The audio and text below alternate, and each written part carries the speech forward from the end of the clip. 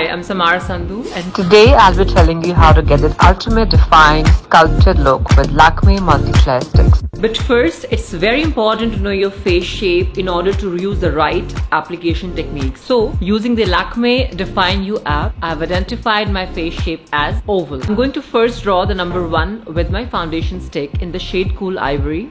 You literally need one swipe application of this product and it blends effortlessly. I really like how it exactly matches my skin tone.